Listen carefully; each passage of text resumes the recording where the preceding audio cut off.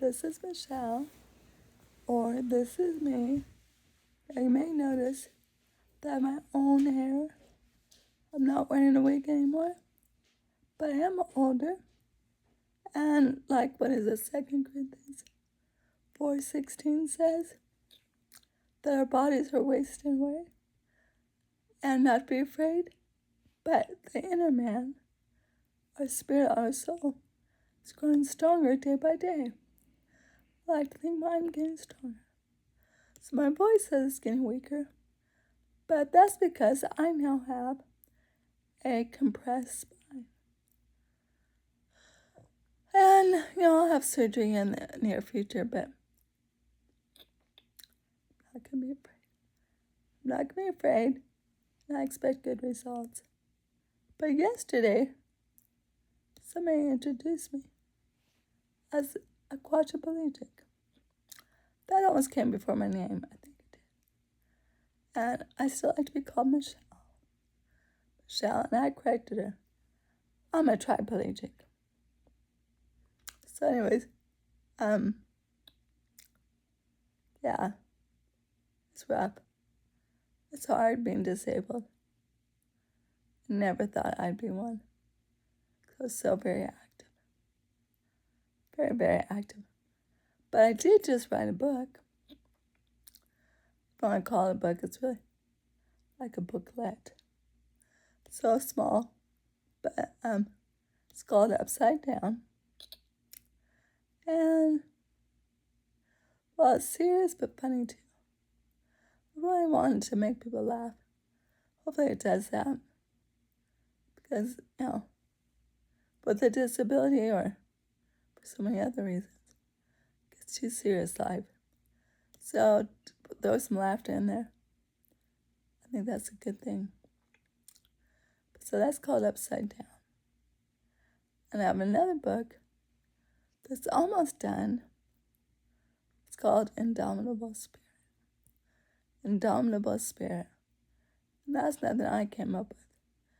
My husband has said that for years, and I didn't really think about it too much. But when I looked at the definition, I was so honored. Because it talks about not being discouraged, even though you're faced with trial after trial, or just all these negative things that are happening, yet you don't let it get you down. Sorry, my voice is so weak, but you don't let it get you down. So there's a lot more to it, and I'll explain later. But it's an indomitable spirit, like that. Feel good about that. And I guess it's that one book actually started about 10 years ago. It's about my life. And as anybody knows, if you get serious about writing about your life, you can find yourself dealing with a lot of therapy, very therapeutic. That means you stop and start, because there's hard things to look at. And I've done a lot of forgiveness in the past. So I don't really feel like it's going to bother me now. Sure, I'm much stronger. Why would it affect me now? So just the other day, I went to reread my book. It bothered me. New emotions came up. I got angry all over again. I thought that was dealt with before. But yeah, I found myself angry at my mom. Well, it's in the book, but there's a lot of reasons for me to be angry. But I gave that up, I thought. I gave to Christ. And I forgave her. And even when she was alive, we talked. It was resolved for the best that we can. And I thought I was over it. Well, reading my book made me realize there's a tinge bit left to deal with. Let's just read my book. I don't want to say too much. But let's just say she attempted to abort me. I survived. That was a hard conversation when we finally did talk about it. Excuse me.